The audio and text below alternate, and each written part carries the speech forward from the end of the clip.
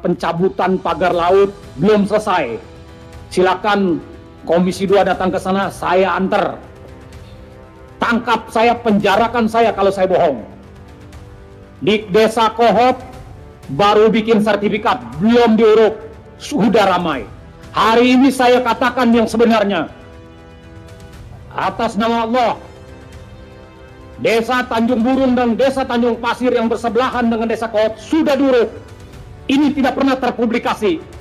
Jadi kalau pemerintah negara tidak mampu menangani satu aguan PIK 2, maka tolong jadikan Banten zona bebas hukum 48 jam, biar kami rakyat yang bertindak pimpinan. Sekian, terima kasih. Sampai hari ini pun Kapolri coba nanti dipanggil. Kenapa sampai hari ini tidak ada satu patah kata pun dari Kapolri bicara tentang PIK 2? Hakikatnya kita tidak mewarisi bangsa ini dari para pendahulu kita, daripada pendiri bangsa kita. Tapi sejatinya kita sedang mendapat titipan amanah bangsa ini dari anak cucu kita, generasi selanjutnya. Maka sudah menjadi kewajiban tanggung jawab kita agar apa? Negara ini sampai kepada rakyat kita. Jangan sampai negara ini nanti sampai kepada rakyat kita namanya sudah bukan lagi Negara Kesatuan Republik Indonesia. Terkait perlindungan hukum bagi rakyat Banten yang terkena dampak langsung dari proyek PIK 2 serta permasalahan tanah lainnya. Berikutnya, tim advokat perlawanan terhadap oligarki properti perampasan tanah rakyat terkait dengan gugatan proyek PSN PIK 2 di 10 kecamatan, 9 kecamatan di Kabupaten Tangerang dan 1 kecamatan di Serang, yakni Kecamatan Teluk Naga, Paku Haji, Sepatan, Mau, Kronjo, Kresek, Gunung Kelem, Kemiri, Mekar Baru, dan Kecamatan Tanara, Kabupaten Serang. Dan juga perampasan tanah dan laut oleh oligarki PIK 2, Pengembang Agung Sedayu Group dan Salim Group. Yang ketiga, Aliansi Rakyat Bergerak Kabupaten Sumeneb Provinsi Jawa Timur terkait dengan penerbitan sertifikat hak milik di Laut Gresik Putih Gapura, Sumeneb, Jawa Timur. Terdapat 19 SHM yang dipersoalkan. 18 SHM terbit pada 2009 dan 1 SHM terbit pada 1997 melalui program Land Management and Policy Development Program LMPDP pada 2009. Sertifikat tersebut mencakup lahan dengan total luas sekitar 40 hektar yang oleh masyarakat dan berbagai pihak dianggap sebagai wilayah laut dan pantai. Warga melaporkan dugaan tindak pidana pemalsuan dokumen dan atau pemalsuan surat atas dokumen penerbitan SHM, termasuk setelah SHM diterbitkan yang melibatkan pemerintah desa dan pejabat BPN. Pengaduan masyarakat yang kita terima hari ini menjadi indikasi kuat bahwa masalah ini butuh perhatian serius dari semua pemangku kepentingan. Kami dari Komisi 2 siap menjadi jembatan yang menghubungkan rakyat dan pemerintah dalam mencari solusi yang solutif dan adil. Bapak Ibu yang kami hormati, sebagaimana kita ketahui, kami Komisi 2 beserta dengan pemerintah pada saat itu langsung mendesak ketika ada case pagar laut yang pertama kemarin. Dan alhamdulillah sudah ada tersangkanya, sudah banyak yang pejabat-pejabat yang dikeluarkan, tapi tentunya masih banyak pertanyaan-pertanyaan lainnya. Oleh karena itu kami persilakan hari ini Bapak dan Ibu untuk menyampaikan aspirasinya. Kita mulai terlebih dahulu dari Forum Tanah Air. Silakan. Assalamualaikum warahmatullahi wabarakatuh. Terima kasih Bapak Ibu anggota Dewan yang mulia, yang terhormat. Kami dari Forum Tanah Air, saya dengan Doni Handri Cahyono sebagai Ketua Harian. Kami berterima kasih kawan-kawan telah diterima di sini. Kami ingin menyampaikan terlebih dahulu bahwa kami berharap Forum Tanah Air ini bisa menyampaikan bahwa pertemuan ini bukan pertemuan yang sekedar lip service saja, mohon maaf. Terima kasih kita sudah diterima, tetapi kami berharap setelah ini ada tidak lanjut dan ada target yang kita harapkan bersama. Mari kita sama-sama para anggota Dewan dan kami semua ini untuk membangun negara ini dengan baik. Tidak perlu ada topeng-topeng lagi, tidak perlu ada pakewuh lagi. Kami berharap, kami sudah banyak kawan-kawan untuk hadir di sini, tetapi mohon maaf Pak Dewan tidak ingin hadir, mereka apatis. hal-hal ini yang harus kita bangun mulai dari sekarang, mulai dari kekuasaan PS sekarang, kita harap ini ada perbaikan. Kebetulan saya yang akan menerangkan nanti adalah sekretaris kami yang terjun langsung, menangani langsung dan mengawal langsung dengan ini ya Ibu Ida. Ibu Ida.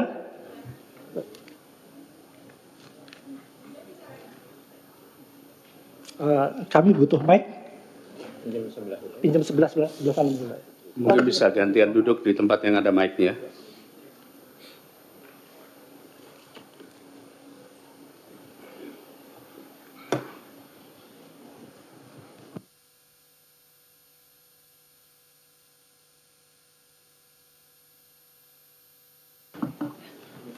Assalamualaikum warahmatullahi wabarakatuh.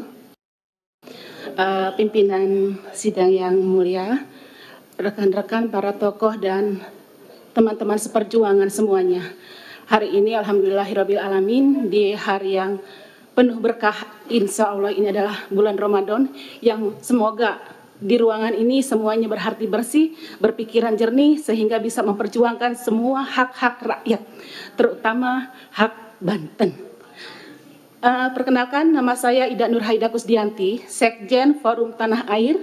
Forum Tanah Air itu mengakomodasi semua aktivis yang diaspora di 22 negara dan 38 provinsi di tanah air.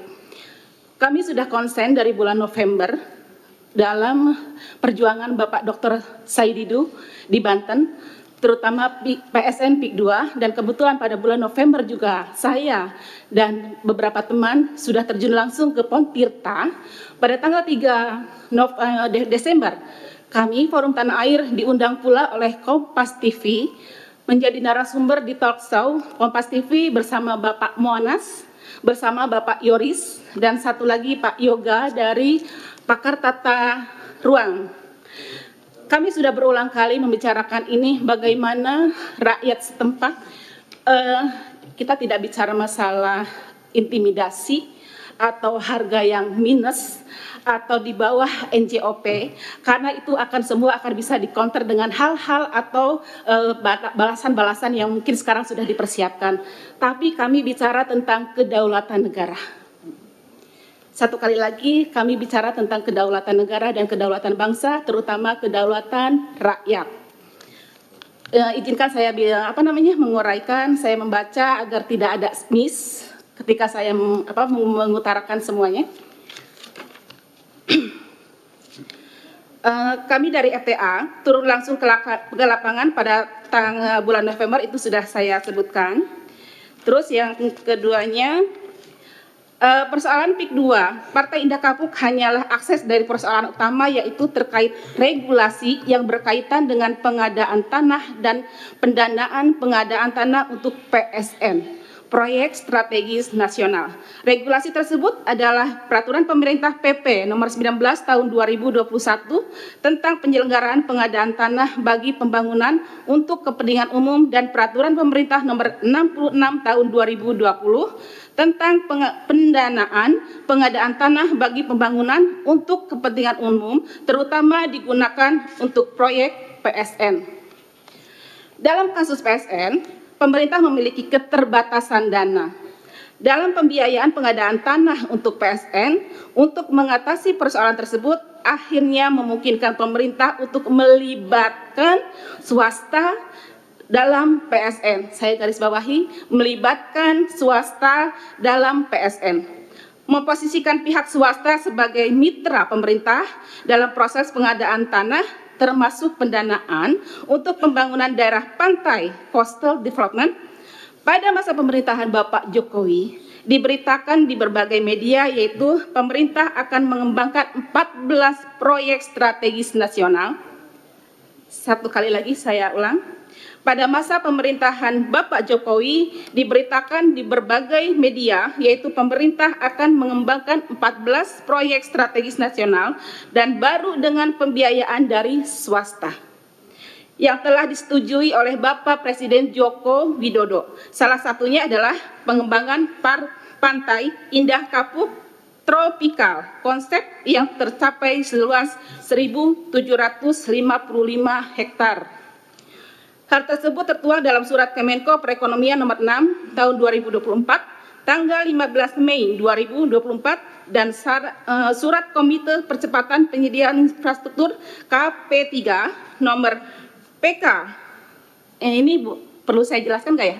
Apa dilompat aja? Nggak usah. Oke. Sejak keluarnya keputusan tentang PSN PIK 2 tersebut, pengembang PIK 2 telah mengelabui semua pihak dengan menyatakan bahwa lahan-lahan yang dibebaskan dengan menggusur rakyat yang mematok harga sangat murah berlindung di balik PSN. Seakan lahan tersebut termasuk PSN PIK 2. Mohon digarisbawahi lagi. Jadi sejak dikeluarkannya keputusan PSN di PIK 2 tersebut, pengembang PIK 2 telah mengelabui semua pihak dengan menyatakan bahwa lahan-lahan yang dibebaskan dengan menggusur rakyat yang mematok harga sangat murah berlindung di balik PSN, seakan lahan tersebut termasuk PSN PIK 2. Indikasi tentang pengelabuan ini terlihat saat pengembang atau pemilik PIK 2 PANI TBK, perusahaan milik Aguan, mengubah dan memasang papan nama proyek di semua wilayah pembebasan di 9 kecamatan menjadi PIK 2. Membentang dari Kecamatan Kosambi di timur hingga Kemiri, Mekarat Baru, Tanara di barat, panjang wilayah gusuran mencapai 100 km. Luas keseluruhan diperkirakan 100.000 hektar. Sebelum adanya PSN, yang masuk dalam PIK 2 hanya di wilayah Kecamatan Kosambi, sementara wilayah lain diberi nama PIK 3 sampai PIK 14. Ya. Pemberian nama PIK 2 di semua wilayah pembebasan tersebut patut diduga dimaksudkan untuk menekan rakyat agar mengikuti keinginan pengembang, menggusur rakyat dengan berlindung di bawah PSN. Dan tentunya dengan menekan harga semurah-murahnya, semua ini terjadi di lapangan dan didukung oleh APDESI. Satu kali lagi saya ulang, semuanya ini didukung oleh APDESI, Asosiasi Pemerintah Desa Seluruh Indonesia. Luas PIK 2 yang lebih besar dari Singapura, yang hanya sekitar 71.800 hektar atau 718 km persegi, memunculkan pemeo bahwa PIK 2 adalah negara dalam negara Republik Indonesia. Boleh saya ulang? Bahwa PIK 2 memunculkan pemeo bahwa PIK 2 adalah negara di dalam negara Republik Indonesia. Darat, laut, udara, serta markas BRIMOB sudah dibangun di sana, sudah kita tahu sendiri. Bahkan tidak mungkin ke depannya akan menjadi wilayah atau otoritas khusus yang punya administrasi sendiri, pemerintah sendiri. Ini yang kami khawatirkan. Pengadaan tanah untuk PSN yang melibatkan swasta dikhawatirkan menimbulkan persoalan konflik agraria. KPA, Konsorsium Pembangunan Agraria, mencatat sepanjang tahun 2020 hingga 2023 ada 115 letusan konflik agraria akibat PSN. Luas lahan dan jumlah korban terdampak masing-masing 516.409.000 hektar dan 85.555 keluarga. Menteri ATR BPN, nah ini yang saya mohon maaf, kenapa saya beberapa waktu lalu juga diundang di Kompas TV karena mau mengomentari ini bahwa Kementerian Pengkajian dan Penelitian Komnas HAM Menteri ATR BPN Nusron Wahid menyatakan minimal ada 5 pelanggaran yang dilakukan PANI sebagai pemilik proyek PIK 2. Ini Bapak Menteri yang bicara. 1. Tidak sesuai rencana tata ruang KSN Jabodetabek Punjur. 2. Tidak sesuai RT/RW Provinsi Banten dan Kabupaten Tangerang. 3. Tidak punya rencana detail tata ruang. 4. Seluas 1.500 dari 1.755 hektar proyek PIK 2 masih berstatus hutan lindung. Belum diturunkan menjadi hutan konversi dan hak penggunaan lain. Beliau belum punya rekomendasi kesesuaian kegiatan pemanfaatan ruang KPR dari Menteri ATR atau Kepala BPN. Puncak gunung es dari Kemelut Pik 2 ini adalah terbongkarnya skandal pemagaran laut sepanjang 30,16 km yang beberapa waktu lalu kita saksikan. Dari data di lapangan ternyata pemagaran laut tersebut tidak hanya terjadi di Desa Kohot, tetapi ada di 16 desa di 6 kecamatan di Tangerang. Mungkin ini saya loncat ya, mempercepat waktu.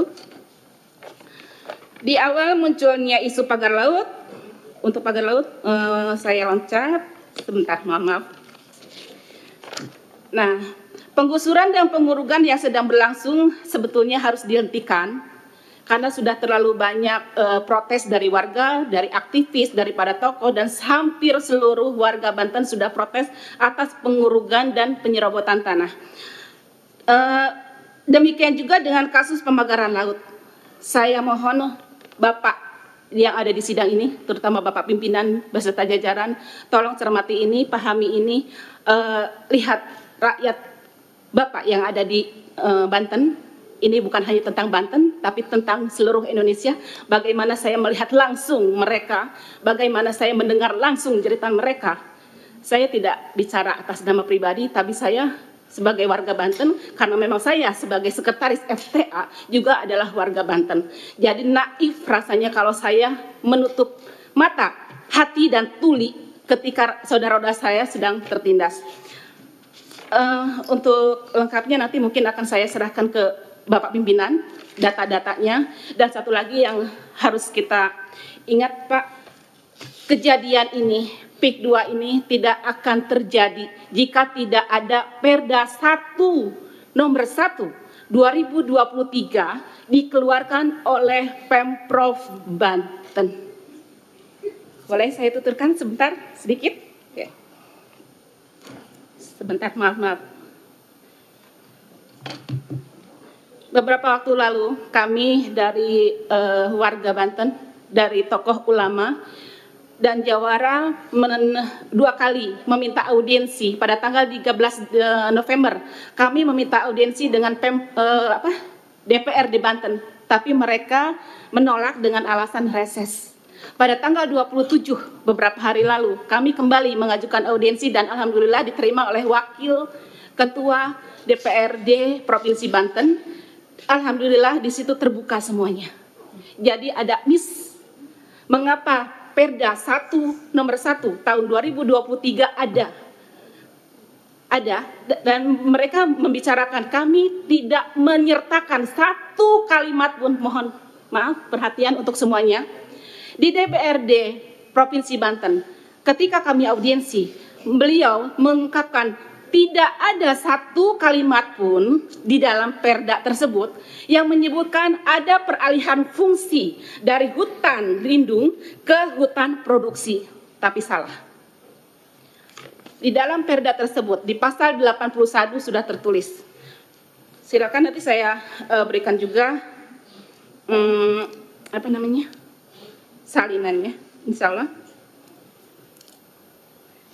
Jadi satu, bahwa proyek Pik 2 tidak akan terjadi jika Perda nomor 1 tahun 2023 tidak dibuat. 2, asal-usul terbitnya Perda tersebut adalah sudah diatur oleh Al-Muktabar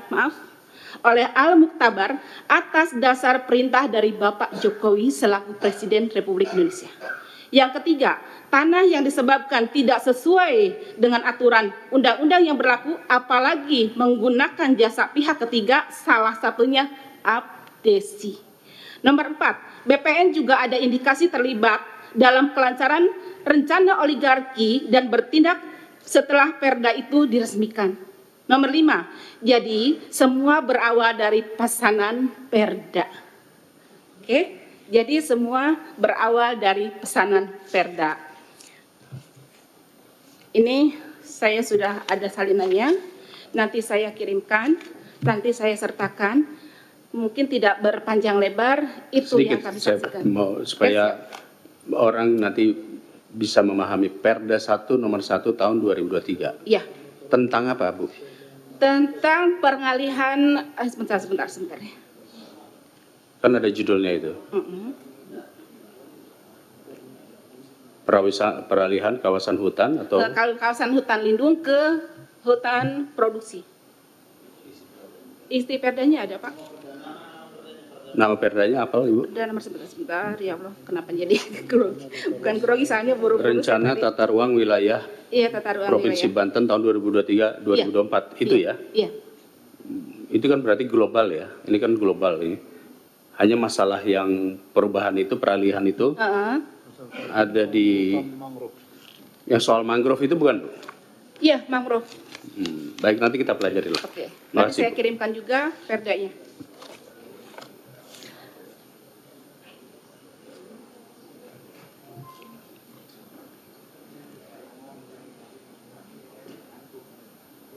Sebentar, ada di situ. Udah capek gue. Beneran. Tenang. Ada lanjut, silakan. Oke, sebentar. Sepertinya kalau dari FTA, sumpah sampai situ dulu cukup. Karena memang terakhir itu kami membersamai warga, ulama, dan para tokoh akademisi dari Banten untuk beraudiensi dengan DPRD Provinsi Banten. Dan alhamdulillah sambutannya baik. Hanya itu saja mungkin dari pihak DPRD Provinsi berkata, ini kami baru tahu.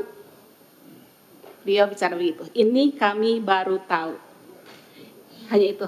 Jadi dari kami dari Forum Tanah Air berterima kasih atas kesempatannya dalam membukakan semua ini. Yang jelas kami meminta tanggapan, meminta tindak lanjut, jangan hanya sebatas cukup hanya di sidang Komisi 2. Itu akan kami, saya terutama kami akan coba untuk memfollow up, kami akan coba mengawal, dan kami meminta targetnya berapa lama yang akan Bapak berikan kepada kami untuk menjelaskan semuanya tentang PSN PIK 2. Karena kehidupan di sana berjalan terus, perut mereka juga masih butuh terus. Tidak cukup sampai di sini setelah kami lapor, ketika kami mengadu, stok sampai sini kami tidak. Mereka masih tetap menunggu kebijakan pemerintah yang akan diberikan kepada mereka. Untuk itu sekian. Assalamualaikum warahmatullahi wabarakatuh. Apakah dari Forum Tanah Air cukup atau mau ditambahkan? Cukup. Berikutnya kita bergeser ke tim advokasi perlawanan terhadap oligarki properti perampasan tanah rakyat. Silakan. Baik, terima kasih pimpinan Komisi 2 DPR RI. Bismillahirrahmanirrahim. Assalamualaikum warahmatullahi wabarakatuh. Terima kasih, permohonan audiensi kami sekitar Desember 2024 yang lalu sudah ditindaklanjuti. Terlepas mungkin sudah agak lama, tapi kami apresiasi karena kepada siapa kami ini mengeluh gitu. Kami bolak-balik ke Banten dan penderitaan rakyat Banten itu kami dengar, tapi kami kebingungan akan kemana kami salurkan. Harapan kami dengan ada RDP ini, apa yang menjadi substansi persoalan yang dihadapi rakyat bisa seimbang setidaknya dari versi rakyat yang kami advokasi, tidak melulu dari sisi kementerian dan lembaga bahkan Mabes Polri. Karena terus terang apa yang hari ini diupdate kepada publik yang menurut pimpinan tadi disyukuri, bagi kami ya belum bisa kami apresiasi karena fakta di lapangan itu masih sangat jauh dari kenyataan apa yang saat ini diupdate, dan bahkan dugaan kami ada upaya lokalisir dan juga menumbalkan pihak-pihak tertentu sehingga pihak yang lainnya yang semestinya lebih bertanggung jawab terhadap persoalan ini harus diseret di dalam proses hukum tapi tidak diproses begitu. Baik, yang pertama saya ingin perkenalkan diri, saya Ahmad Wazinuddin, saya ketua dari tim advokasi melawan oligarki rakus perampas tanah rakyat. Hadir bersama kami ada sejumlah advokat, ada Bang Medi Juniarto, ada Bang Azam Khan, ada Bang Juju Purwantoro, ada Bu Susi, dan yang lainnya. Juga prinsipal kami juga ikut hadir karena pentingnya agenda ini. Alhamdulillah dalam waktu singkat pun sudah banyak hadir. Ada Bu Menuk Wulandari, beliau Ketua Aliansi Rakyat Menggugat dengan sejumlah timnya. Ada juga Bang Edi Mulyadi, wartawan senior yang juga menjadi salah satu prinsipal. Dan sebenarnya ada sejumlah purnawiran TNI, tapi mohon izin tidak bisa hadir Karena ketuanya Kolonel Purnawirawan Sugeng Waras sedang sakit, kita doakan mudah-mudahan beliau cepat pulih begitu. Selanjutnya dari sisi substansi kami ingin sampaikan beberapa hal. Yang pertama soal kedaulatan tanah rakyat baik di laut maupun di darat. Saya menginsyafi bahwa tugas fungsi DPR RI salah satunya adalah proses pembentukan undang-undang. Dan dalam pembentukan norma undang-undang itu dua hal pasti menjadi perhatian. Yang pertama, dipastikan norma itu tidak bertentangan dengan Undang-Undang Dasar karena nanti rawan diuji di MK. Yang kedua, undang-undang itu memang dibutuhkan oleh masyarakat. Tapi ada satu hal yang ini penting menjadi penjagaan kita bersama. Undang-undang nanti akan diterjemahkan seperti apa oleh pemerintah. PP-nya akan seperti apa. Dan ini kami temui, masalah pagar laut ini bukan ansih soal pagar laut dan ada sertifikat laut. Tapi di sana terkandung motif untuk melakukan proses reklamasi dan rekonstruksi wilayah laut dengan dalih itu adalah tanah musnah yang sudah dipersiapkan belitnya peraturannya di PP nomor 18 tahun 2021. Di pasal 66 itu tegas diatur bahwa tanah musnah ini yang punya hak atas tanah musnah memperoleh dua hal di pasal 66 PP 18 2001. Yang pertama adalah hak untuk reklamasi atau rekonstruksi. Yang kedua bahkan punya hak untuk mendapatkan uang kerohiman. Artinya bukan hanya wilayah laut yang akan dirampas oleh oligarki jahat ini, tetapi juga APBN atau APBD akan diambil juga untuk mendapatkan kompensasi uang kerohiman dari sertifikat mereka yang mereka dalihkan dulunya. Mungkin zaman jahiliyah, zaman Firaun mungkin. Itu diklaim sebagai tanah daratan yang kemudian menjadi tanah musnah. Maksud saya begini. Undang-Undang Cipta Kerja, Undang-Undang nomor 6 tahun 2003 mulai mengatur apa itu disebut dengan tanah musnah. Sebelumnya di belit pertanahan, akarnya kan Undang-Undang Pokok Agraria 560, itu tidak pernah diatur apa yang dimaksud dengan tanah musnah. Di Undang-Undang Cipta Kerja mulai disusupkan istilah tanah musnah di pasal 49. Di PP 18 2001 lebih ditegaskan lagi. Di definisinya ada di angka 1 nomor 33. Dan bahkan di pasal 66 PP 18 2001 itulah yang menjadi dasar legitimasi bagi pihak-pihak yang ingin membangun industri properti di wilayah laut bisa memperoleh hak, tapi bukan reklamasi seperti di pantai utara Jakarta. Mereka melakukan reklamasi dan rekonstruksi dengan dalih mereka punya sertifikat hak, apakah itu SHGB atau SHM, yang didalihkan sebelumnya ini adalah tanah daratan yang terkena abrasi, dianggap tanah musnah. Clear ini yang sedang terjadi, upaya hendak merampas wilayah tanah laut kita berdalih PP 1821 dari pintu pasal 66. Maka mulai bekerja mereka menyiapkan alas haknya. Kepala Desa Kohot ini punya tugas untuk menyiapkan narasi. Dulu ada girik-girik tahun 80-an, 81, 82 yang seolah-olah ada di wilayah laut, yang kemudian menyelibatkan kantor jasa surveyor berlisensi yang dia juga tekan seolah-olah wilayah itu ada di wilayah daratan, maka diterbitkan oleh BPN ini. Jadi mafianya itu melibatkan BPN juga, karena produk itu tidak mungkin terbit kalau BPN melakukan tindakan yang benar-benar sesuai aturan. Contoh, tidak mungkin ada pengukuran sertifikat di laut kemudian diloloskan sertifikatnya. Terakhir 263 SHGB itu sudah diakui punya salah satu properti yang kita ketahui dia rajanya reklamasi. Agung Sedayu Group, proyeknya apa? Pantai Indah Kapuk 2. Motifnya apa? Itu nanti akan direklamasi atau rekonstruksi menggunakan apa? Pasal 66 PP 18 tahun 2001. Siapa yang membiayai? Tentu yang punya kepentingan terhadap reklamasi dialah yang membiayai. Gak mungkin Arsin. Duit dari mana Arsin membiayai? Lalu kita dibikin bodoh oleh Menteri KKP. Saya nggak ada di sini gitu loh. Seolah-olah semua itu diakui oleh Arsin dan siap bayar denda 48 juta rupiah. Ini juga statement yang tidak berdasar. Karena sebelumnya katanya denda per kilometer 18 juta. Ini ada 30,31 kilometer. Kok bisa ketemu 48 miliar dari mana? Kok ada pernyataan katanya Arsin siap membayar dari mana? Belakangan kuasa hukum Arsin membantah. Ini menteri berani berbohong di forum resmi DPR RI. Lalu kalau motifnya itu nyambung bagi rakyat, dan rakyat sudah tahu Pak.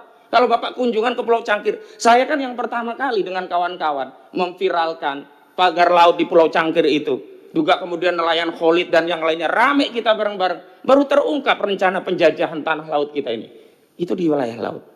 Dan mohon maaf, itu tadi bisa jadi karena pertimbangan DPR ketika membuat peraturan hanya berkutat kepada apakah ini dibutuhkan masyarakat, yang kedua apakah bertentangan atau tidak dengan undang-undang dasar, tapi tidak berpikir nanti akan diterjemahkan seperti apa oleh eksekutif. PP-nya nanti seperti apa? Ternyata PP itu merinci dengan sesuatu yang tidak pernah diatur dalam undang-undang. Nggak ada hak reklamasi yang diatur dalam undang-undangnya, tiba-tiba dimunculkan dalam PP-nya. Jahat sekali, ini oligarki sudah masuk ke relung-relung bernegara kita. Saya bicara atas nama negara, bukan hanya rakyat hari ini. Kalau hari ini kita diam, nggak tahu kita punya kedaulatan wilayah apa lagi. Itu untuk di wilayah laut. Sekarang di wilayah darat. Mumpung ada BPN dari Kabupaten Tangerang juga di tingkat provinsi. Kami menemukan data, dan ini dari situs Bumi ATR, data yang kami olah. Ada 3 orang nama, Engcun atau Gojali, kemudian Freddy dan Henry, punya tanah 9 juta hektar. 9 juta meter persegi atau 9.000 hektar. 900 hektar, mohon maaf, salah. Ya, 9 juta meter atau 900 hektar ini nggak mungkin bisa diloloskan kalau nggak terlibat pejabat bermain di dalamnya. Dan tanah-tanah inilah yang modus merampas tanah rakyat itu ya. Mereka main dengan BPN, terbitkan sertifikat ini diklaim oleh oligarki melalui sejumlah nama Alibaba yang dipakai ini, kemudian diterapkan kepada tanah rakyat. Tanah rakyat nanti dinego, mau jual murah nggak? Kalau nggak mau jual murah, bertarung di pengadilan, kalahlah di pengadilan. Semua ini sudah dikuasai. Apalagi rakyat yang tadinya belum punya sertifikat. Yang belum punya sertifikat baru kiri, nggak bisa ditingkatkan. Kenapa? Karena sudah diblok oleh BPN. NIB-nya, nomor induk bidangnya sudah diblok oleh BPN. Ini kenyataan yang terjadi. Selanjutnya, saya mau katakan, kasus ini bukan baru kemarin, Pak. Sejak 2017, kami hadirkan saksinya. Ada di belakang itu Ibu Tin Soehartini. Tanya dirampas habis, sekarang sudah jadi PIK 2. Kemudian ada Kamakana, ada juga Charlie Chandra. Mohon maaf, isunya ini bukan anti etnis tertentu, bahkan korbannya pun ada yang dari etnis Tionghoa. Ini tidak mungkin terjadi kalau tidak ada suatu kejahatan yang sifatnya terstruktur, sistematis dan masif dilegitimasi oleh peraturan dan perundang-undangan. Selanjutnya saya mau bicara lagi tentang bentuk penekanan apa sih modus operandinya di masyarakat. Bapak-bapak kan hari ini baru tahunya yang timbul sertifikat itu hanya di atas laut. Faktanya, Bapak cek di aplikasi Bumi ATR atau ATR BPN, di sungai-sungai sudah diterbitkan sertifikat oleh mereka. Jadi mau dikuasai semuanya, laut dikuasai, sungai dikuasai, darat dirampas. Kenapa kami konsisten menggunakan terminologi merampas tanah rakyat? Kenapa? Definisi merampas adalah mengambil tanah dari pemiliknya tanpa keridhaan, baik karena harganya murah, tidak dibayar harga, apalagi dengan intimidasi dan sebagainya. Bapak coba ke Kronjo. Tanah di Kronjo itu ada yang dibayar berapa? Rp30.000 per meter. Ada yang Rp50.000. Itu pun belum dibayar semua. Ada seorang petani di Kronjo sedang menunggu panen sawahnya. Tiba-tiba datang tanah urukan menumbun tanah sawah tadi. Ini dekat dengan sungai yang sebelumnya sudah diuruk. Kalau sekarang sudah dinormalisasi, namanya Sungai Kalimalang. 20 meter lebarnya, 3 km diuruk. Karena rame inilah alhamdulillah dinormalisasi. Tapi di dekat situ juga ada sawah menjelang panen, tidak ditanya pemiliknya, langsung diuruk. Kebingungan ini. Akhirnya apa? Mereka tanya ke kepala desa. Di kepala desa dijembatani, akhirnya dinego biar menerima 50 juta. Artinya apa? Kepala desa terlibat semua. BPN terlibat, kepala desa terlibat, DPRD dan Pemda terlibat dalam apa? Proses pembentukan RT/RW-nya, rencana tata ruang dan wilayah. Walau belakangan rencana detail tata ruangnya belum ditindaklanjuti karena ketahuan semuanya. Apa dasar mereka? Rencana tata ruang di wilayah itu menyebabkan apa? BPN bisa menerbitkan sertifikat di wilayah laut seolah-olah itu kawasannya menjadi kawasan industri. Dan ini disebutkan juga oleh direktur dari Agung Sedayu Group Nono Sampono. Dan dia berdalih, oh itu kan dulu tanah terkena abrasi. Bohong nih Pak, gak ada tanah abrasi di Tangerang. Kalau mau saya kasih garis besarnya, tanah abrasi itu mungkin terjadi di pantai selatan karena angin kita arahnya ke Australia. Kalau pantai utara bukan abrasi, malah terjadi sedimentasi karena ada material dari laut yang dibawa ke daratan. Makanya Wahyu Saktiatenggono udah bilang, motif pagar laut itu adalah untuk mengumpulkan sedimentasi. Pertanyaannya, dia sudah tahu itu motifnya. Lalu dari mana dia bisa bicara itu? Kalau terjadi sedimentasi, untuk apa? Untuk kolam penangkaran buaya? Nggak mungkin. Itu tadi, ini dalam rangka untuk membangun kawasan industri properti. Aguan ini sudah pernah gagal di Jakarta, mau dia coba sekarang di wilayah Banten dan semua wilayah lainnya sudah ada. Dan mohon maaf Pak, kalau diperhatikan kenapa ada fenomena sertifikat di atas laut, itu semuanya rata-rata setelah tahun 2021 mereka memanfaatkan PP 1821 pasal 66 karena mereka ingin mendapatkan hak untuk melakukan reklamasi atau rekonstruksi berdalih tanah mereka menjadi tanah musnah. Bapak pimpinan yang saya hormati, juga anggota dewan yang terhormat, saya ingin fokus juga kepada apa sih peran kita sesuai dengan fungsi yang melekat pada kita, termasuk kewenangan kita. Kalau dari kami Pak, kami sudah sampaikan memang kami menggugat. Ada 9 entitas yang kami gugat. 1 sampai 8 sebagai tergugat, 1 sebagai turut tergugat. Turut tergugatnya adalah Kementerian Keuangan. Untuk apa?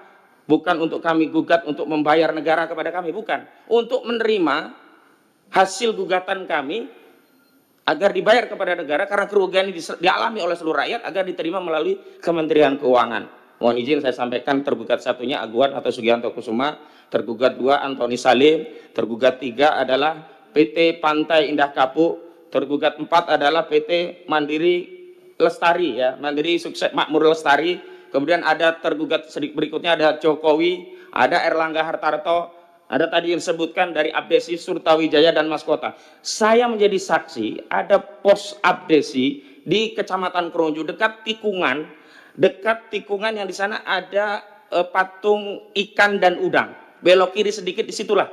Sebelumnya waktu saya dengan kawan-kawan dari LBH Muhammadiyah belum hadir di situ, itu masih terpampang plakatnya. Tapi ketika rekan Gufroni dari LBH Muhammadiyah membuat video di depan kantor ABS itu, sekarang udah dihilangkan. Saya bilang kepada saudara Gufroni, laporkan saja itu obstruction of justice, itu menghilangkan barang bukti keterlibatan ABS dalam perampasan tanah rakyat. Karena itu agar kita bisa berbagi juga dengan yang lainnya, satu hal yang ingin saya sampaikan juga bahwa PP ini Pak, Januari 2026 akan menihilkan hak rakyat di mana bukti-bukti kepemilikan rakyat tanah adat yang selama ini sudah menjadi pegangan mereka seperti Giri, Kikitir, Kohir, dan seterusnya, itu tidak akan diakui. Nanti oligarki ini kalau mau ngerampas tanah lebih mudah, dia cukup main dengan BPN. Sekarang saja yang PP ini belum berlaku, per Januari masih diakui Giri, masih boleh untuk peningkatan hak untuk menjadi SHM atau SHGB. Itu saja sudah banyak yang dirampas dengan modus menimpakan, di overlap. Produk BPN ini di overlap punya rakyat. BPN kemudian ngepro kepada oligarki. Makanya kemarin nggak benar itu Pak. Katanya sudah diberi sanksi tegas. Itu yang diberi sanksi tegas udah pensiun. Salah satunya kepala BPN kabupaten itu. Dari mana orang pensiun diberi sanksi tegas dan diturunkan dari jabatannya? Jabatan apa? Kok kita semua sekarang dibodoh-bodohi begini Pak? Kita mau bernegara seperti apa kita ini? Apakah kita akan membiarkan negara ini dikuasai oleh swasta? Apakah, nah tadi negara, kita itu entitas negara loh Pak. Kok kalah dengan swasta? Sebagai contoh, di Lemok, desa itu ada apartemen tinggi. Kepala desanya nggak tahu siapa warga desanya. Ketika masuk mau data nggak boleh.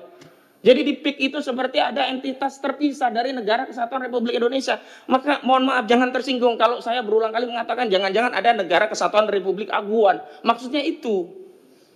Sampai hari ini pun Kapolri coba nanti dipanggil. Kenapa sampai hari ini tidak ada satu patah kata pun dari Kapolri bicara tentang PIK 2?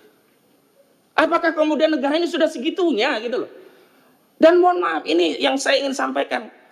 3 hari yang lalu saya kunjungan ke Kesultanan Banten bernama sejumlah purnawaran TNI. Ada Laksamana Slamet Subianto Purnawirawan, ada Pak Samsu Jalal Purnawirawan, juga ada Pak Sunarko Purnawirawan, Maijen sama Laksamana. Kami menerima keluhan dari Banten. Apa coba sekarang narasi yang berkembang di wilayah Banten? Kami rakyat Banten dulu bergabung karena percaya NKRI ini akan mengelola tanah kami dan memberikan kesejahteraan kami. Sebagaimana amanat pasal 33 ayat 3 Undang-Undang Dasar 1945. Bumi, air, udara, serta kekayaan yang terkandung di dalamnya dikelola oleh negara dan digunakan untuk sebesar-besarnya kemakmuran rakyat. Tapi apalah cur hari ini kami saksikan bahwa bumi, air, udara, apa yang terkandung di dalamnya dikelola oleh swasta, dikelola oligarki dan untuk kemakmuran oligarki. Lalu apa alasan kami untuk tetap bersatu dengan NKRI? Ini sekarang narasinya di Banten itu sedang berpikir apakah kita kembali ke Kesultanan Banten, sekedar informasi.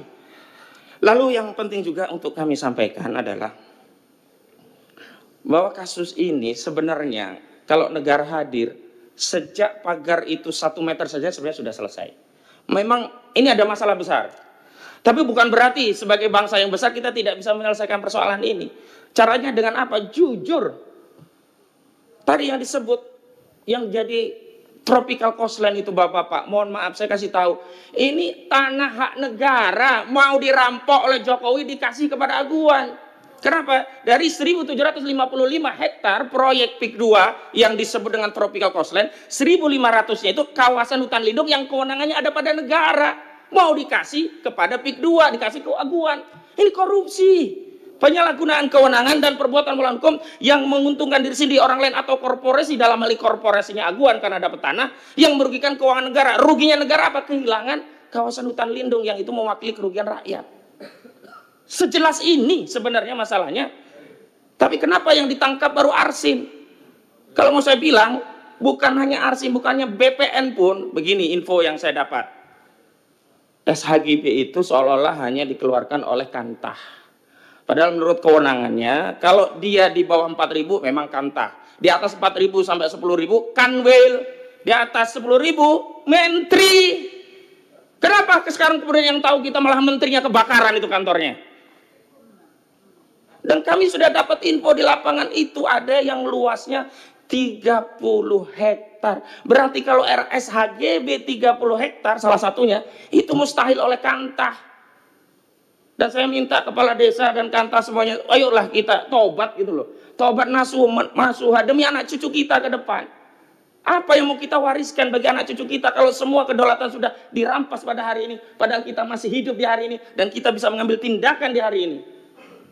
Saya ulangi statement saya di ILLC beberapa waktu lalu sekaligus penutup penyampaian saya di dalam rapat ini. Bapak-bapak Ibu sekalian yang kami muliakan. Hakikatnya kita tidak mewarisi bangsa ini dari para pendahulu kita, daripada pendiri bangsa kita. Tapi sejatinya kita sedang mendapat titipan amanah bangsa ini dari anak cucu kita generasi selanjutnya. Maka sudah menjadi kewajiban tanggung jawab kita agar apa? Negara ini sampai kepada rakyat kita. Jangan sampai negara ini nanti sampai kepada rakyat kita namanya sudah bukan lagi Negara Kesatuan Republik Indonesia.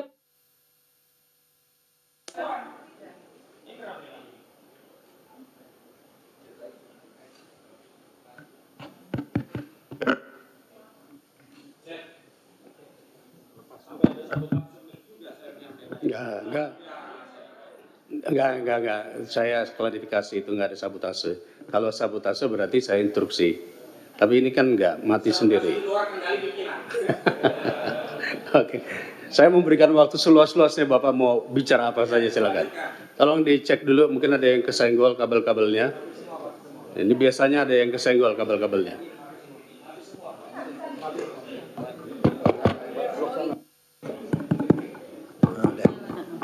Tes.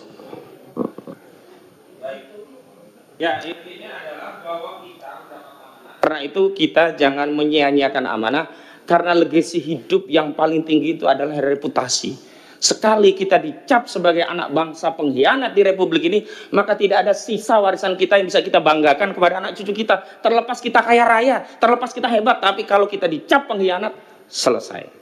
Saya kira itu. Dan untuk detailisasi saya mohon izin ada satu dari Banten untuk menyampaikan, biar perspektifnya juga nyambung antara gambaran umum yang kami sampaikan dengan detail masalah yang ada di Banten. Kepada siapa? Oh, Kang Iwan Darmawan, ya, kami persilakan. Bismillahirrahmanirrahim. Mohon izin pimpinan dan para anggota Komisi 2 DPR RI. Izin saya Iwan Darmawan, saya tinggal di Kabupaten Tangerang. Jadi lokus ini adalah tempat saya lahir dan dibesarkan, sehingga saya tahu persis apa yang terjadi terkait dengan adanya proyek PSN dan PIK 2. Kami perlu sampaikan bahwa apa yang disampaikan di media-media melalui buzzer-buzzer mereka itu adalah sama sekali bohong besar. Karena kami yang mengalami langsung di tempat.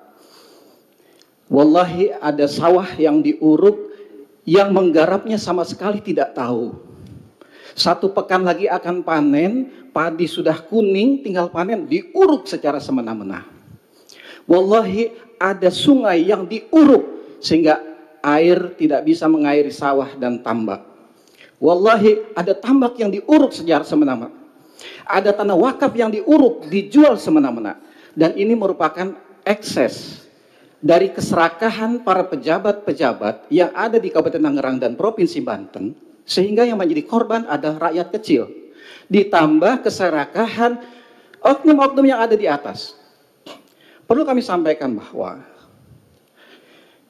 ini terjadi karena adanya prakondisi di mana dibuatlah Perda Kabupaten Tangerang nomor 9 tahun 2020 tentang perubahan atas Perda Kabupaten Tangerang nomor 13 tahun 2011 tentang rencana tata ruang dan wilayah Kabupaten Tangerang tahun 2011 sampai 2031. Apa yang ada di dalam Perda tersebut?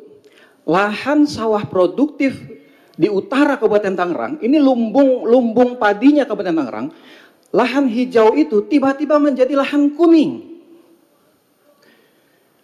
Dan yang menarik, Perda tahun 2020 ini perdanya tahun 2020.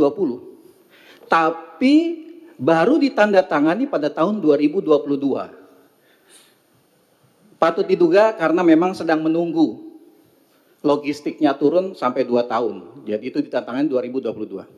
Dan kita baru tahu tentang ini Januari 2025 kemarin setelah ramai.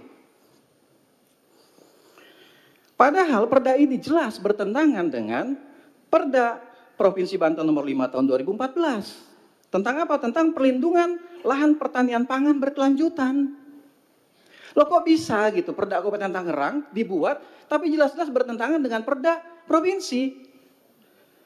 Apalagi kemudian mereka berdalih dengan adanya Perda nomor 1 tahun 2023 Provinsi Banten ini, sehingga mereka merasa di situ ada kesempatan untuk menggunakan ruang laut, memanfaatkan dan seterusnya itu. Padahal putusan MK nomor 85 tahun 2013 sudah jelas mengatakan bahwa perairan laut tidak boleh dimanfaatkan untuk kepentingan komersial maupun pribadi, apalagi terbit sertifikat di atasnya.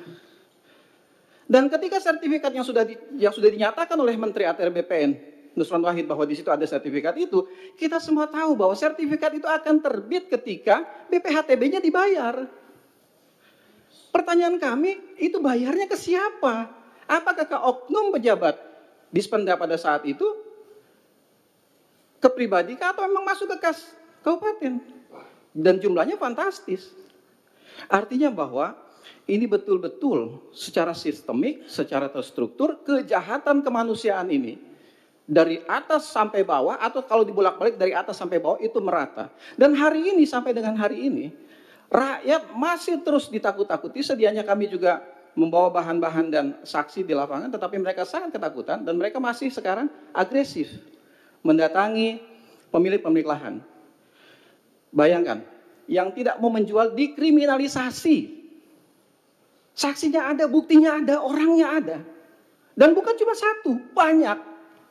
Kita bisa bayangkan dengan sisi kemanusiaan kita. Pemilik tanah sudah sepuh dalam kondisi sakit dengan selang oksigen dipasang. Dipaksa tanda tangan untuk melepaskan haknya. Dan ada oknum polisi di situ, ada oknum pengacara di situ. Ini apa? Kemana negara? Ini zolim, sezolim-zolimnya.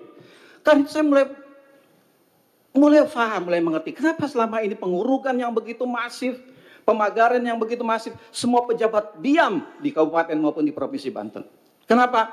Karena mereka lah yang menandatangani produk-produk perda ini. Demikian tambahan dari saya. Insya Allah nanti akan dilengkapi oleh Saudara Mahesa. Sebelah saya singkat saja. Ya, nanti selain Mahesa, izin ada 2 saksi yang saya bawa. 1 Butin Suhartini, 2 Charlie Chandra. Mohon izin waktu sebentar biar menyampaikan apa yang mereka alami. Sekarang Kang Mahesa, silakan Kang. Bismillahirrahmanirrahim. Singkat saja pimpinan, saya ingin melaporkan temuan di lapangan. Salah seorang anggota DPRD Kabupaten Serang bernama Haji Abdul Ghafur ketika dalam rapat resmi seperti ini, ketika itu dalam kasus pagar laut, beliau hanya mengecek, meminta keterangan dari pihak desa, dari Kades. Lalu waktu itu saya protes, kenapa tidak minta keterangan dari rakyat? Apa bahasanya pimpinan? Saya takut ditembak. Nggak tahu, yang ngomong itu anggota DPRD. Iya, makanya kita sampaikan. Seorang anggota DPRD di forum resmi, dalam rapat resmi, ngomong ke rakyat bahwa saya tidak bisa menemui rakyat karena takut ditembak. DPRD Kabupaten Serang namanya Abdul Ghafur dari fraksi PKB. Tuh yang pertama. Berarti ada kekuatan besar ini, kita semua punya keyakinan dan justru malah kadang anggota polisi yang baik malah terjerat dengan seragamnya. Bapak-bapak di sini yang duduk di sini saya tahu terjerat dengan statusnya. Semua punya kepercayaan dan punya pengetahuan. Tapi justru jabatan menghalangi bapak-bapak di sini untuk bertindak. Kemudian yang kedua, hari ini saya masuk di gedung DPRD ini tidak bisa masuk karena tidak memakai sepatu. DPR RI mah. Tapi aguan menguruk sungai masih bebas sekarang, Bapak pimpinan. Tidak Polri, tidak TNI, tidak Dewan, tidak Menteri. Kenapa di negeri ini tidak ada yang berani sama orang yang namanya aguan?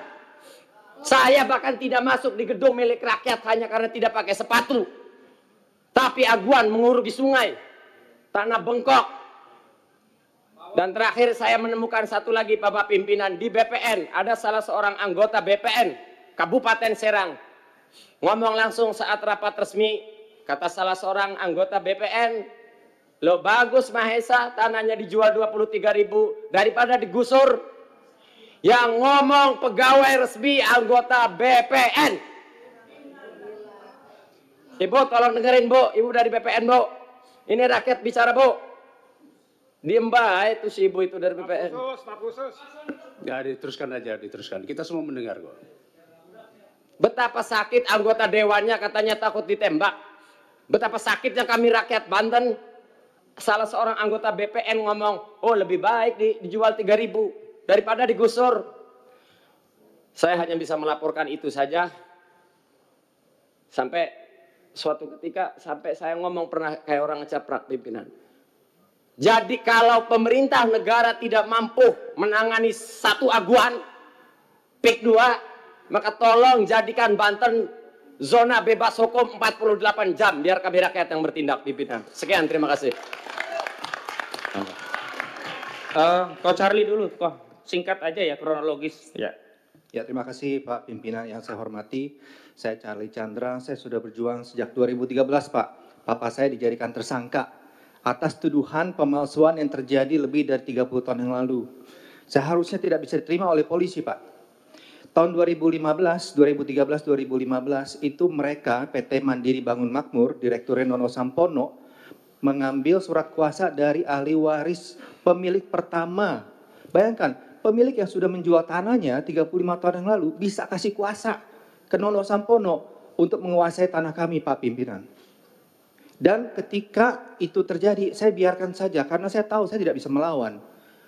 Suatu hari saya punya saudara yang teman baik dengan aguan, minta saya jual. Bayangkan, ini teman baiknya, itu saudara saya. Ketika saya mencoba negosiasi, malah saya dilaporkan ke polisi Pak. Saya diundang ke kantor PIK 2, di situ sudah ada penyidik. Penyidik yang mentersangkakan papa saya sendiri Pak. Dan ketika saya menolak, saya dilaporkan penggelapan. Sertifikat atas nama ayah saya sendiri, di mana penggelapannya. Dan itu sudah naik ke penyidikan Pak. Akhirnya saya ketemu dengan polisi yang baik, yang lurus, Bapak Hengki Haryadi, dan itu di SP3 dengan alasan tidak cukup bukti. Namun ketika saya mau balik nama dari ayah saya ke semua ahli waris, saya dilaporkan lagi. Tuduhannya pemalsuan surat. Sangat aneh Pak, ini pemalsuan surat masih haknya di kami kok. Nah, di sini ada oknum BPN yang bermain Pak. Karena ketika PPAT memberikan berkas ke BPN, tiba-tiba berkas itu bisa beralih ke PT Mandiri Bangun Makmur yang dijadikan dasar untuk melaporkan saya 2 bulan kemudian. Jadi bulan Januari kita mengajukan balik nama, 22 hari kemudian BPN wilayah Banten membatalkan sertifikat saya yang sudah berumur 35 tahun dengan alasan cacat administrasi. Padahal kami ada putusan pengadilan, kami menang Pak. Ini BPN kok bisa menjadi pengadilan sendiri? Setelah dibatalkan, 1 bulan kemudian saya dilaporkan. Bayangkan, apa hak mereka melaporkan saya ketika saya mau balik nama? Sertifikat itu masih atas nama ayah saya kok. Apa hak mereka? Nggak ada hak sama sekali. Tapi kita sebagai rakyat biasa, nggak ada yang dengar Pak. Saya sudah di ruangan ini, November 2023, duduk di kursi yang sama, melaporkan hal ini. Apa yang terjadi seminggu kemudian saya dijadikan tersangka. Nggak ada yang bisa melindungi kami kecuali Tuhan, Pak. Sekarang saya berharap kepada pemerintahan yang baru agar keadilan bisa diluruskan. Saya minta agar kriminalisasi terhadap saya dihentikan di Polda Banten. Saya minta ini dihentikan di SP3. Karena tidak ada tindak pidana, saya mau balik nama sebelum adanya pembatalan. Kalau saya mau balik nama sesudah ada pembatalan, oke, paham. Ini sebelum, mereka nggak ada hak, Pak. Dan kedua, saya sudah minta kepada Bapak Nusron Wahid untuk memulihkan SHM saya. Karena SHM yang sudah 35 tahun tidak bisa dibatalkan dengan alasan cacat administrasi. Hak kontarius sudah hilang. Harus ada putusan pengadilan. Lalu apa dasar mereka membatalkan sertifikat saya? Dengan alasan cacat administrasi 35 tahun kemudian. Dasarnya adalah permintaan dari Nono Sampono yang memberikan jaminan bahwa BPN tidak akan kena sanksi pidana dan perdata. Itu saja dari saya. Terima kasih Pak Pimpinan. Ko Charlie Chandra, terima kasih. Selanjutnya Butin Suhartini. Kalau tidak ada mic, tolong maju ke depan sebentar ke tempatnya Ko Charlie. Oh, sudah ada. Ya, silakan.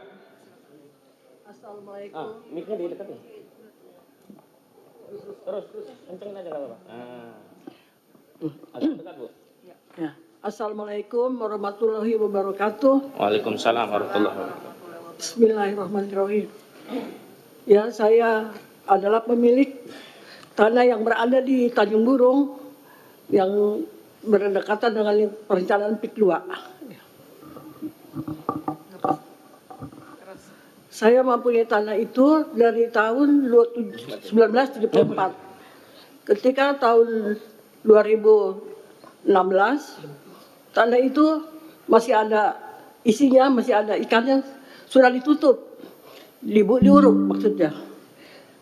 Saya membayar, tadinya saya sudah membayar amnesti pajak, membayar pajak setiap tahun. Tidak ada yang tidak dibayar sampai tahun 2024. Jadi ketika saya memohon kepada PT itu untuk membayar tanah saya, dia beralasan saja, tidak mau membayar sampai saat ini. Ya itulah itu penjelasan dari saya, mohon Bapak-bapak yang terhormat untuk membantu masyarakat yang di Tanjung Burung pun banyak yang masih belum dibayar, Pak. Artinya dirampas, betul. Itulah penjelasan saya. Terima kasih. Baik, terima kasih. Terakhir, pimpinan ada kesimpulan dan rekomendasi yang kami ingin sampaikan. Izin koordinator biar sebentar. Oh iya, silakan. Ya. Terima kasih pimpinan. Jadi gini pimpinan, saya hanya ingin mempertegas. Sebentar, kami perkenalkan, azamkan kuasa hukum tim advokasi perampas tanah raya. Silakan Bang Azam. Iya, terima kasih. Assalamualaikum warahmatullahi wabarakatuh.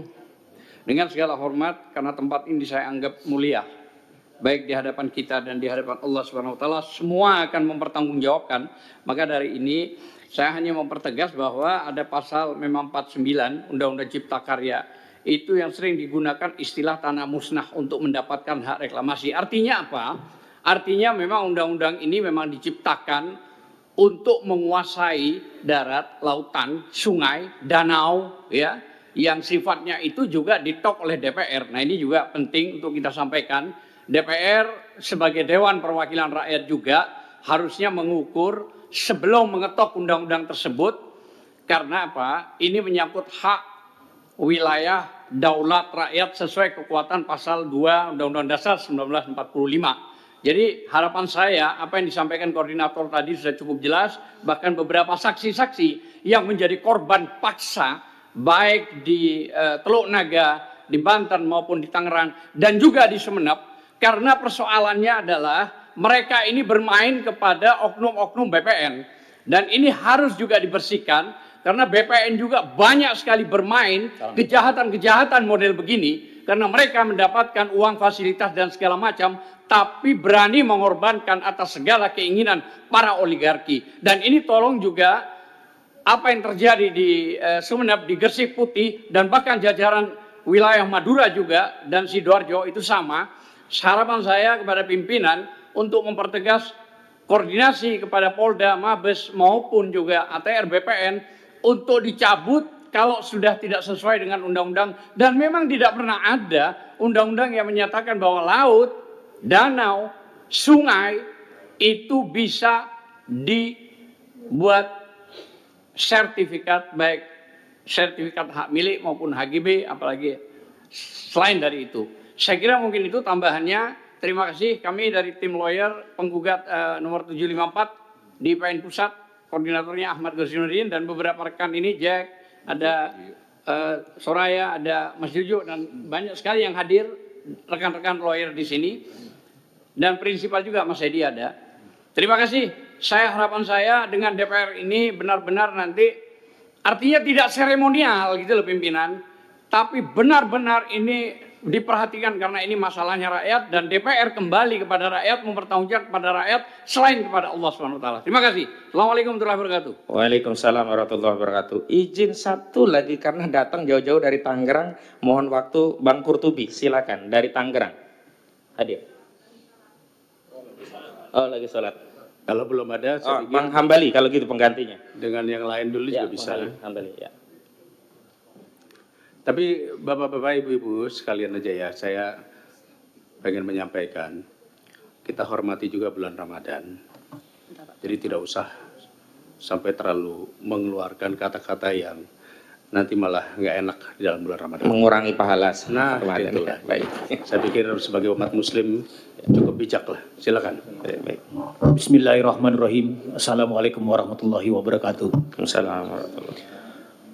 Yang saya muliakan pimpinan dan anggota Komisi 2 DPR RI. Saya Hambali. 51 tahun yang lalu saya dilahirkan di Teluk Naga. Artinya tidak sedikit pun waktu saya berpindah dari Teluk Naga sampai hari ini. Saya tahu perkembangan apa yang terjadi karena saya tidak pernah merantau. Abrasi tidak pernah terjadi di desa Kohot atau desa sekitarnya. Karena ada sungai Cisadane yang mengalir dari Bogor sampai ke muara desa Kohot. Membawa material lumpur, tanah, dan sebagainya hingga tidak terjadi abrasi. Jadi kalau ada kata abrasi terjadi di sana, bohong besar. Itu yang pertama. Yang kedua, pencabutan pagar laut belum selesai. Silakan Komisi 2 datang ke sana, saya antar. Tangkap saya, penjarakan saya kalau saya bohong. Di desa Kohot baru bikin sertifikat, belum diuruk, sudah ramai. Hari ini saya katakan yang sebenarnya. Atas nama Allah, desa Tanjung Burung dan desa Tanjung Pasir yang bersebelahan dengan desa Kohot sudah diuruk. Ini tidak pernah terpublikasi. Sungai, tanah kehutanan disertifikatkan. Dan pada hari ini juga saya ingin katakan, tidak cukup Bareskrim menentukan tersangka hanya 4 orang. Karena 2 orang selain kepala desa dan sekretaris desa itu orang yang bekerja pada seseorang, bukan dia bekerja untuk dirinya sendiri. Artinya ada yang perintah. Kenapa harus diamputasi sampai dia? Dia ada yang suruh. Gitu Pak Ketua. Yang terakhir, saya bingung sampai hari ini. Saya ngomong di DPR RI, mohon maaf kalau memang ada anggota yang dipilih dari daerah pemilihan Tangerang Raya. Kok sampai saat ini semuanya nggak ada yang berbicara ngebela kami di sana. Dari semua partai. Kan ada Pak, semua yang terpilih Pak. Ya tidak ada yang bela kami di sini, di sana Pak. Waduh, luar biasa. Kriminalisasi terjadi, perampasan luar biasa. Bukan cuma Pak Charlie dan Bu Tin saja Pak, banyak. Saya merilis lebih dari 28, itu belum semua. Itu baru Teluk Naga dan Kosambi saja Pak. Terima kasih. Billahi taufiq wal hidayah. Wassalamualaikum warahmatullahi wabarakatuh. Waalaikumsalam warahmatullahi wabarakatuh.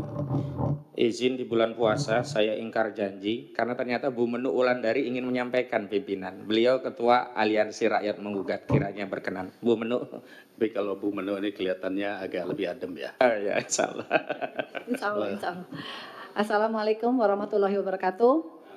Saya adalah perwakilan dari emak-emak. Kebetulan saya tinggal di Tangerang. Saya merasa apa yang kita alami mungkin kalau kita tidak benar-benar concern dalam hal ini, mungkin tanah kita juga akan diambil dengan alasan negara. Di sini maaf karena saya tadi melihat ada staf sus dari Menteri ATR BPN, izinkan saya untuk mengemukakan itu saya ya. Surat terbuka untuk Bapak Menteri. Assalamualaikum warahmatullahi wabarakatuh. Indonesia gelap, Indonesia SOS, Indonesia terancam punah. Dan itu berlaku hanya untuk rakyat Indonesia, bukan pejabat. Lihatlah, negara sedang membuat sandiwara kolosal dengan judul penyelamatan aset aguan. Satu persatu mundur, mulai dari Kejagung, Bareskrim, dan terakhir adalah Menteri ATR BPN yang batal untuk mencabut sertifikat laut milik Agung Sedayu Group. Bapak Menteri, apakah Anda tidak sadar yang Anda lakukan sama dengan menjual negara kepada asing? Dan berapa puluh juta penduduk Banten yang akan selamanya terzolimi dan terancam punah akibat pembatalan yang Anda buat? Sudah banyak pembuktian dan penelitian mengatakan sertifikat tersebut melanggar aturan dan mengancam ekosistem setempat. Ada apa di balik pembatalan tersebut? Dalam kasus PSN PIK 2, negara tidak pernah hadir untuk rakyat. Padahal tidak ada negara tanpa rakyat. Bila negara tidak bisa menjamin hak rakyatnya, maka jangan salahkan kami, rakyat yang akan mengambil sendiri hak kami. Walaupun harus keluar darah, tapi kami rela daripada kami menjadi bangsa yang terjajah dan masa depan anak cucu kami akan menjadi jongos di negeri sendiri.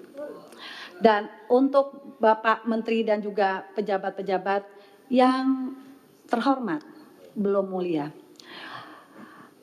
nama Anda akan tercatat dalam sejarah kelam Indonesia sebagai seorang pengkhianat karena nasionalis Anda dipertanyakan dan Anda kalah oleh tekanan oligarki. Tunggu pembalasan kami. Kami adalah rakyat yang menggugat. Wassalamualaikum warahmatullahi wabarakatuh. Waalaikumsalam warahmatullahi wabarakatuh. Kalau saya lebih serem sama yang ini. Masya Allah. Karena kalau emak-emak udah ngomongnya dalam itu, iya, tajam itu. Iya betul. Cukup dari tim advokasi. Saya ingin bacakan kesimpulan rekomendasi. Kesimpulan, oke. Baik. Dari berbagai fakta yang sudah kami sampaikan, kami berkesimpulan bahwa kejahatan perampasan tanah yang terjadi di wilayah Banten ini sudah terjadi secara terstruktur, sistematis, dan masif, meminjam istilah yang umum digunakan oleh MK, melibatkan pejabat dan aparat dari pusat sampai daerah. Kedua, karena itu kami merekomendasikan kepada DPR RI untuk membentuk panitia khusus untuk dalam rangka melakukan audit baik dari sisi kinerja, keuangan, juga hukum, dan kemudian melakukan proses terhadap setiap pelanggarannya. Ketiga, kami harapkan dari DPR RI memberikan rekomendasi atau tuntutan kepada pemerintah untuk segera mencabut status PSN PIK 2 dan menghentikan proyek PIK 2 sampai hasil audit nanti bicara apa. Karena hari ini proyek itu tetap jalan, pelanggaran-pelanggaran itu terus terjadi, dan mereka berusaha memanipulasi informasi dengan mendatangi sejumlah tokoh-tokoh untuk melegitimasi apa yang mereka lakukan, baik legitimasi hukum sampai legitimasi agama. Terakhir bicara tentang Ihyaul Mawat, menghidupkan tanah mati sebagai dalih legitimasi bahwa Aguan itu hebat secara agama Islam karena menghidupkan tanah mati. Padahal kenyataannya tidak ada 1 inci pun tanah di Banten yang masuk kategori tanah mati sebagaimana disebutkan dalam fikih Islam. Selanjutnya, usut tuntas pelanggaran hukum dan proyek PIK 2, baik pidana umumnya yang sudah jalan. Pidana umumnya ini 363 dan 366 junto pasal 55 dan 56 KUHP. Saya pastikan tidak hanya dilakukan oleh Arsin, Kepala Desa Kohot, Kecamatan Paguaji, Kabupaten Tangerang, tapi juga dilakukan oleh sejumlah kepala desa dan aparat desa lainnya di 6 kecamatan dan 16 desa yang ada pagar lautnya. Pidana khususnya, ini dugaan kami ada penyalahgunaan kewenangan atau perbuatan melawan hukum yang merugikan keuangan negara, baik kerugian langsung atau aset negara yang hilang, dan menguntungkan diri sendiri, orang lain, atau korporasi. Baik pejabat penyelenggara negara itu adalah pejabat atau aparat, termasuk aparat pemerintahan desa. Karena itu pidana khususnya juga harus digetok lagi, dijalankan lagi. Jangan sampai seperti Kejagung kemarin malah mundur dengan alasan yang nggak masuk akal. Kenapa? Karena Barreskrim saat ini bukan menangani Pitsus, Pidum. Artinya Pitsusnya tetap jalan. Pitsusnya juga tidak hanya mengacu pada 12B tentang ada tidaknya suap atau gratifikasi. Pitsusnya ada pada pasal 2 atau pasal 3 Undang-Undang 31/1999 tentang tindak pidana korupsi. Yakni apa? Korupsi, penyalahgunaan kewenangan atau perbuatan melawan hukum untuk menguntungkan diri sendiri, orang lain, atau korporasi, dalam hari ini korporasinya Aguan, yang merugikan keuangan negara, baik natural uang negara maupun aset negara. Dan terakhir ada juga administrasi. Saya kira jangan sampai kita merasa bahwa tindakan administrasi yang diambil Menteri BPN dengan memberikan sanksi kepada sejumlah pejabat BPN yang ternyata sudah pensiun 2, informasi yang kami terima. Coba nalor nggak kita? Sudah pensiun dikasih sanksi. Ini saya minta juga BPN jangan membohongi rakyat.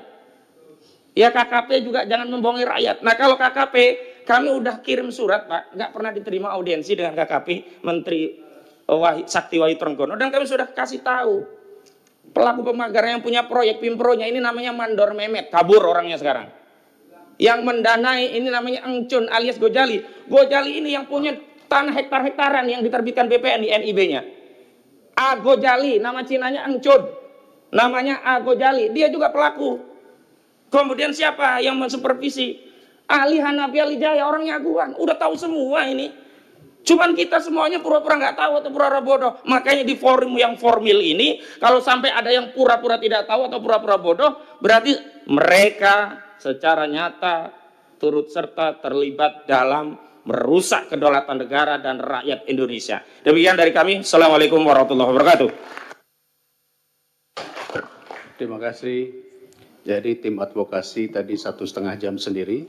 Aliansi Rakyat Bergerak Kabupaten Sumeneb, silakan. Bapak pimpinan boleh izin sebentar? Gantian dari Sumeneb dulu. Tadi kan Ibu sudah. Baik, Assalamualaikum warahmatullahi wabarakatuh. Yang kami hormati seluruh pimpinan Komisi 2 dan juga yang sedikit kami hormati perwakilan dari BPN dan juga kementerian. Sedikit. Dan juga teman-teman seperjuangan yang saat ini tengah kemudian memperjuangkan hak-hak masyarakat sipil. Baik. Izin pimpinan, kami dari Aliansi Rakyat Bergerak Kabupaten Sumeneb Provinsi Jawa Timur menyampaikan salam dari masyarakat Tapak Kerbau, Desa Gresik Putih, Gapura, yang saat ini mohon maaf sekali tidak banyak yang hadir. Cuma saya sendiri yang berangkat dari Sumeneb, itu pun perjuangan sekali Pak. Semalam kami berembuk dengan masyarakat di Tapak Kerbau. Awalnya kami tidak ingin ikut karena keterbatasan ekonomi. Kemudian masyarakat berembuk dan bermusyawarah sampai ada satu masyarakat itu kemudian menjual ternaknya, yakni kambing, untuk membiayai saya berangkat ke Jakarta. Sehingga dari hal itu, jika ada orang yang mengatakan bahwa gerakan kami dinahkodai oleh orang-orang investor, itu tidak benar, Pak. Karena isu itu dikembangkan di Sumeneb. Nah, dari hal itu saat ini sebenarnya Pak, perjuangan masyarakat Desa Tapakerbau, Kampung Tapakerbau, Desa Gresik Putih Gapura ini sudah berlangsung dari tahun 2018. Tahun 2018 di sini masyarakat Tapakerbau sudah melakukan penolakan terhadap rencana pembangunan tambak garam yang berada di Kampung Tapakerbau, dan hal itu sudah didukung oleh pemerintah desa. Akan tetapi kemudian pada tahun 2023 pemerintah desa yang kemudian menginisiasi sendiri untuk membangun tambak garam di sini. Nah, dari hal itu kemudian yang kami permasalahkan bukan hanya pembangunan tambak garamnya, akan tetapi penerbitan sertifikat hak milik yang berada di atas laut. Ya, kami tekankan, sertifikat hak milik yang dikeluarkan oleh BPN di sini itu berada di area pesisir pantai atau berada di atas laut. Sementara laut tersebut merupakan tempat mata pencaharian warga untuk menghidupi anak-anaknya, untuk menyekolahkan anak-anaknya. Dengan beringas dan ganasnya, tiba-tiba negara ingin merampas ruang hidup mereka. Apakah tidak zalim mereka? Saat ini, yang tengah kami perjuangkan adalah sisa dari 74 hektar yang ingin kemudian dijadikan tambak garam. Sisa dari 74 hektar di sini tersisa 21 hektar, Pak. Ini yang kami perjuangkan, sisa-sisa kehidupan ini yang kami perjuangkan. Ya. 21 hektar di sini yang kami perjuangkan, dan itu atas 19 sertifikat hak milik. Jika di Desa Kohot yang kemarin viral pemagaran kemudian ada sertifikat hak guna, kalau di Sumeneb itu sudah sertifikat hak milik, Pak. Ya. Itu sudah sertifikat hak milik. Bayangkan, laut itu loh bisa disertifikat. Negara ini mikir rakyat atau mikir ya nasibnya mereka sendiri, kan gitu, Pak, perlu dipertanyakan. Barangkali suatu saat udara ini juga akan disertifikasi oleh mereka. Jadi avatar nanti. Punya elemen tanah, elemen air, dan juga elemen udara, kan gitu, Pak. Nah, dari hal itu kemudian perjuangan kami di sini adalah untuk kemudian mencabut 19 sertifikat hak milik ini oleh BPN. Padahal kami sudah melakukan audiensi kepada BPN di Kabupaten Sumeneb. Apa yang disampaikan oleh mereka? Yang disampaikan oleh mereka, ayo kita gugat di pengadilan. Mereka yang berkeluarkan kemudian mereka berpangku tangan. Padahal ini sudah menyalahi aturan, kan begitu, Pak? Laut kok bisa disertifikasi, padahal sudah jelas tanah, air, udara itu dikuasai oleh negara dan kemudian diperuntukkan sepenuhnya untuk masyarakat. Nah, perjuangan kami di sini kemudian karena tahun 2023 masyarakat itu kembali menolak, lalu terjadi perselisihan antara pemerintah desa dan juga masyarakat Kampung Tapakerbau di sana. Masyarakat Kampung Tapakerbau kemudian menolak, sampai kemudian masyarakat Tapakerbau ini dilaporkan oleh pemerintah desa ke pihak kepolisian atas dasar mencuri perahu, menyandra ekskavator, melakukan pencabutan pancong. Karena di sana itu tahun 2023 itu sudah dipancong, Pak. Nah, kemudian mau dibangun oleh pemerintah desa, kemudian ekskavatornya itu dihadang oleh masyarakat. Nah, penghadangan ini yang kemudian dilaporkan ke pihak kepolisian atas dasar pencurian. Masyarakat memperjuangkan haknya kemudian dilaporkan ke pihak kepolisian. Bahkan kemudian ketika BPN itu turun Pak, ya mohon maaf ya, BPN ini harus kemudian ditingkatkan kepeduliannya ya.